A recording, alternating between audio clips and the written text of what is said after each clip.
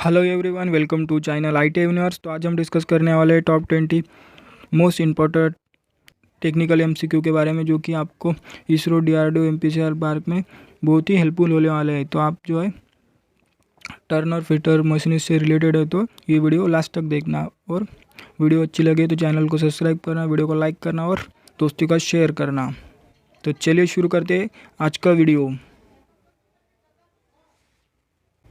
यहाँ पे हमें प्रश्न में बोला गया है कि which comparator is use in mass production, मतलब जो आपका मास प्रोडक्शन होता है उसमें हम कौन से कंपैरेटर का यूज़ करते हैं। तो देखिए, ऑप्शन में दिया गया आपको ऑप्टिकल, ऑप्शन बी में दिया है आपको न्यूमेटिक, ऑप्शन सी में दिया आपको इलेक्ट्रॉनिक्स और ऑप्शन डी में दिया गया आपको मैकेनिकल। तो इसका जो आपका राइट आंसर हो जाएगा option number B, pneumatic comparator का यूज जो है हम मास प्रोडक्शन में करते हैं। तो इसका जो आपका राइट आंसर हो जाएगा option number B, pneumatic. Then next देखते हैं, यहाँ पे हमें बोला गया है कि which gauge use to check internal thread of components, मतलब जो आपके इंटरनल ट्रेड होते हैं उसको नापने के लिए हम कौन से गेज का उपयोग करते हैं। तो देखिए, यहाँ पे हमें ऑप्शन में दिया गया है thread ring gauge, option B में दिया आपको taper ring gauge, option C में दिया गया आपको थ्रेड प्लग गेज और ऑप्शन डी में दिया गया आपको कैलिपर गेज।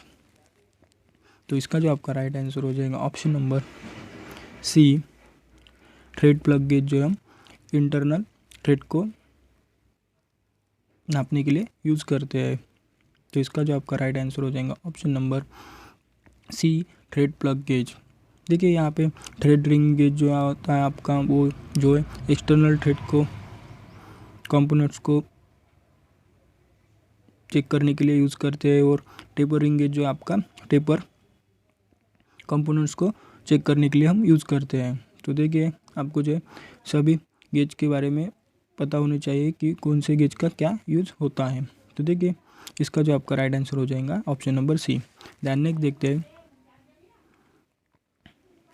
यहाँ पे हमें बोला गया है कि what is the extreme permissible size with which the operator is expect to make the component, मतलब वो कौन सा चरम स्वीकृत अमाप है जिसमें के भीतर ऑपरेटर से भाग बनाने की आकांक्षा रखी जाती है। मतलब सिंपली बोला जाए कि वो कौन सा साइज़ होता है जो ऑपरेटर बनाने के सोचता है। तो देखिए, यहाँ पे ऑप्शन में दिया है आपको बेसिक साइज़, ऑप्शन बी में दिया है आपको एक्चुअल साइज़, और ऑप्शन डी में दिया गया नॉमिनल साइज़, और ऑप्शन डी में दिया गया आपको लिमिट ऑफ साइज़। तो इसका जो आपका राइट आंसर हो जाएगा option number D, limit of size.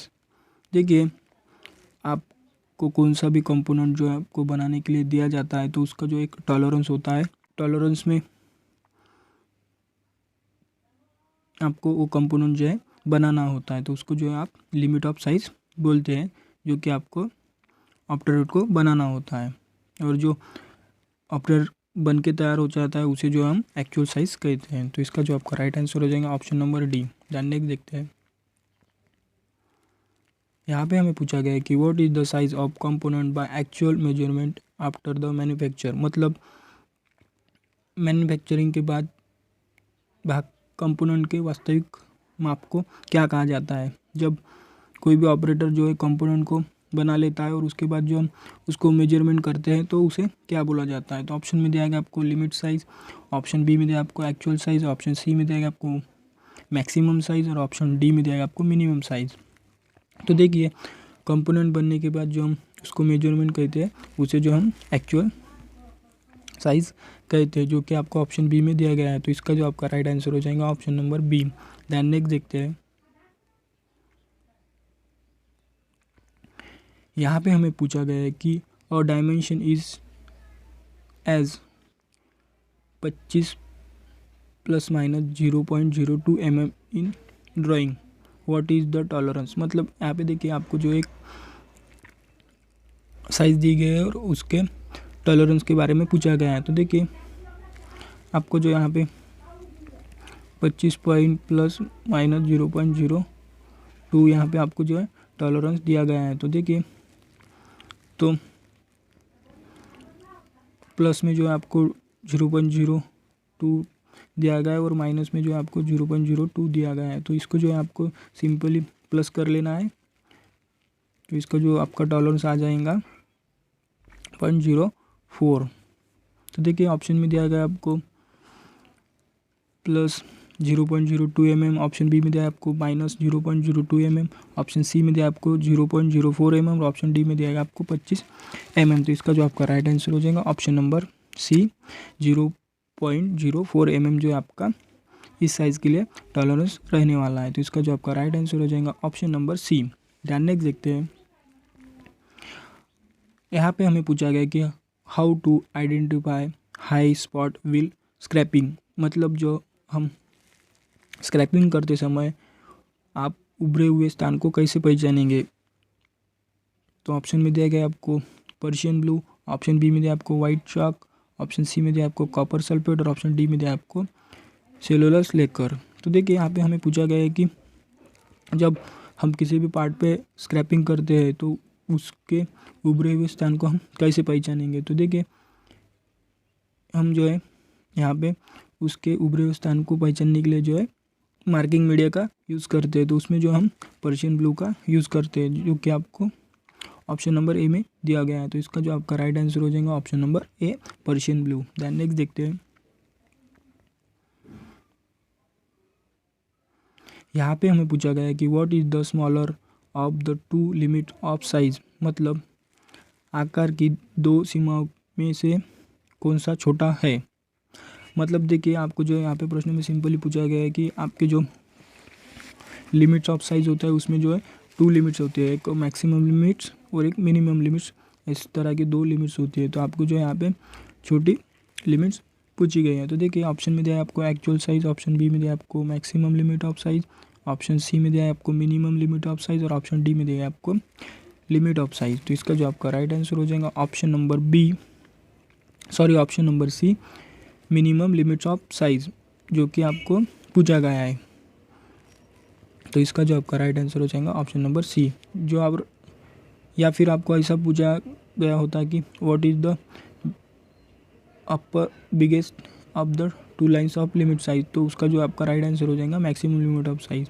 तो आपको जो यहाँ पे स्मॉलर पूछा गया है तो इसका जो आपका राइट आंसर हो जाएगा C minimum limit of size. Then next देखते हैं। यहाँ पे जो हमें पूछा गया है कि what is the merit of 3 jaw chuck in lathe machine, मतलब जो आपकी खराद मशीन में 3 जॉ चक होता है उसके फ़ायदे के मतलब उसका क्या अच्छा यूज़ होता है वो पूछा गया है। तो देखिए ऑप्शन में दिया गया आपको work can be set with easy, मतलब काम आसानी से चिर गया जा सकता है। ऑप्शन बी में दिया गया आपको run out can not be corrected, मतलब रन आउट को सुधारा नहीं जा सकता। ऑप्शन सी में दिया गया आपको only round and hexagonal component can be hold, मतलब केवल गोल और हेक्सागोनल घटकों को पकड़ा जा सकता है। और ऑप्शन डी में दिया है आपको accuracy decreases as the chuck get worn out. तो ये जो देखिए इसका जो आपका राइट आंसर हो जाएगा option number A work can be set with easy, मतलब जो आपका वर्क पीस होता है उसको आसानी से पकड़ने के लिए जो है 3 जॉ चक का यूज करते हैं। तो इसका जो आपका राइट आंसर हो जाएगा option number C, option number A. ध्यान नेक्स्ट देखते हैं। यहाँ पे हमें बोला गया है कि what is the demerit of 4 jaw chuck, मतलब 4 जबड़े चक का आपको डीमेरिट बताना है, मतलब दोष क्या होता है। तो यहाँ पे देखिए ऑप्शन में दिया गया आपको जॉ आर रिविजिबल, मतलब जबड़े उलटने योग्य होते हैं। ऑप्शन बी में दिया आपको इरेगुलर शेप जो आप कैन बी होल्ड, मतलब अनियमित आकार की जो आपको पकड़ा जा सकता है। ऑप्शन सी में दिया गया आपको heavy cuts can be given, मतलब भारी कट दिया जा सकता है। ऑप्शन डी में दिया आपको small and finished work will be damage, मतलब जो आपके छोटे वर्क फिनिश किए गए वर्क होता है उसको जो है वो डैमेज कर सकता है। तो इसका जो आपका राइट आंसर हो जाएगा option number D small and finished work will be damage, मतलब छोटे वर्क परिशुद्ध के काम को डैमेज कर सकता है। तो यहाँ पे देखिए आपको जो है डीमेरिट पूछा गया था, तो इसका जो आपका राइट आंसर हो जाएगा option number D. Then next देखते हैं। यहाँ पे प्रश्न में बोला गया कि which type of rake angle make slope from the front toward back of the tool, मतलब किस प्रकार के रैक कोन में टूल के पीछे की ओर सामने तक ढलान बनाते हैं। तो देखिए यहाँ पे देखिए आपको जो ये प्रश्न पूछा गया है कि आपका जो है ऐसा टूल होता है और प्रश्न में बोला है कि ऐसा कौन सा रैक कोन टूल के पीछे, मतलब टूल के पीछे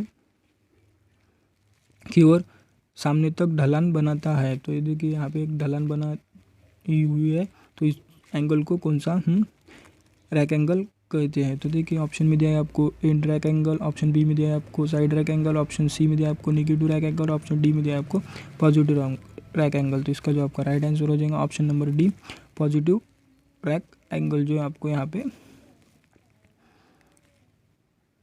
टूल के पीछे की ओर सामने तक ढलान बनाता है।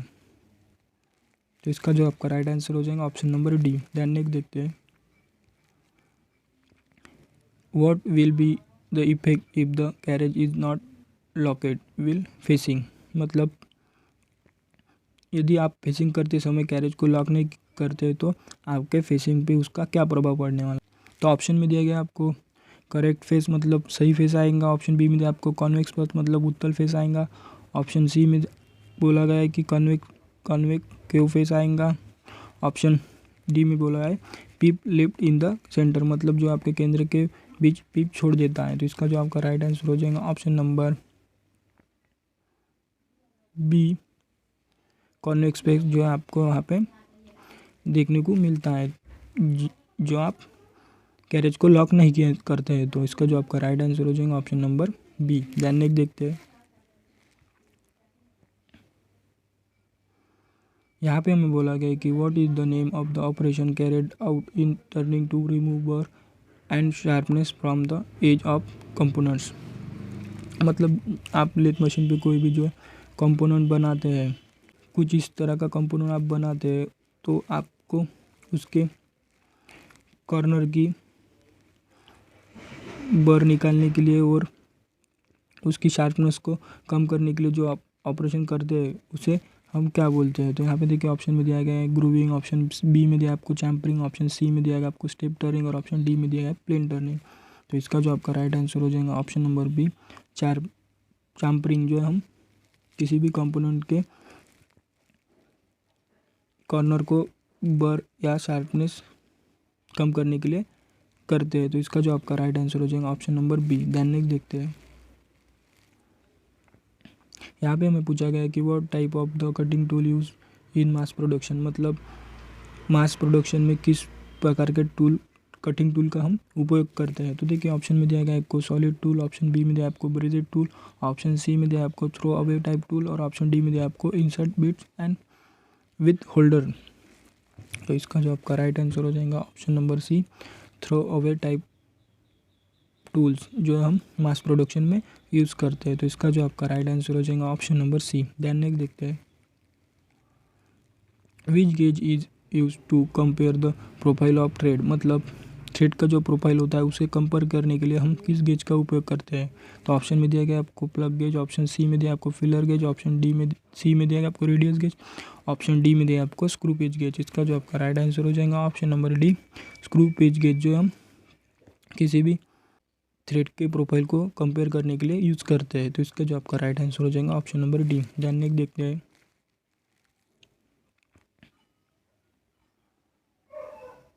यहाँ पे हमें बोला गया है कि calculate the blank size of for external thread M16 into 2 mm pitch के लिए। तो देखिए यहाँ पे ऑप्शन में दिया गया आपको 14 mm, ऑप्शन बी में दिया है आपको 15.8 mm, ऑप्शन सी में दिया है आपको 16 mm, ऑप्शन डी में दिया गया आपको 18 mm। तो यहाँ पे देखिए आपको सिंपली जो है ब्लैंक साइज पूछी गई है M60 इंटू 2 mm पिच के लिए। तो इसका जो आपका राइट आंसर हो जाएगा ऑप्शन नंबर बी, 15.8 mm जो है आपकी ब्लैंक साइज होने वाली है M16 इंटू 2 पिच के लिए। तो इसका जो आपका राइट आंसर हो जाएगा ऑप्शन नंबर बी। ध्यान नेक्स्ट देखेंगे,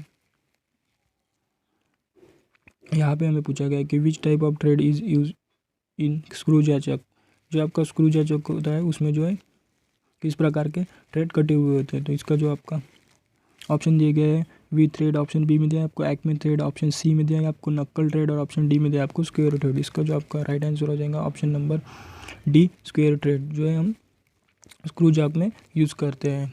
देन नेक्स्ट देखते हैं what is the maximum swivelling angle of the compound rest in the lathe machine, मतलब जो आपकी लेथ मशीन होती है उसमें कंपाउंड रेस्ट का अधिकतम घुमाव कोण क्या होता है। तो देखिए आपका जो कंपाउंड स्लाइड होता है उसका घुमाव कोण पूछा गया है अधिकतम। तो यहाँ पे देखिए ऑप्शन में दिया गया है आपको 90 डिग्री, ऑप्शन बी में दिया गया है आपको 180 डिग्री, ऑप्शन सी में दिया गया है 120 डिग्री और ऑप्शन डी में दिया गया आपको 160 डिग्री। इसका जो आपका राइट आंसर हो जाएगा ऑप्शन नंबर डी 160 डिग्री में जो हम उसको ज़्यादा से ज़्यादा घुमा सकते हैं। तो इसका जो आपका राइट आंसर हो जाएगा option number D. Then next देखते हैं यहाँ पे पूछा गया है कि which part of mainly supporting the lengthy job in the lathe machine, मतलब जो आपकी लेथ मशीन होती है उसमें लंबे जॉब को सपोर्ट करने के लिए या पकड़ने के लिए किस एसेसरी का हम यूज़ करते हैं। तो देखिए यहाँ पे ऑप्शन में दिया गया आपको फेस प्लेट, ऑप्शन बी में दिया आपको स्टडी रेस्ट, ऑप्शन सी में दिया गया आपको डॉग कैरियर, ऑप्शन डी में दिया आपको डेड सेंटर। इसका जो आपका राइट आंसर हो जाएगा option number B steady rest, जो हम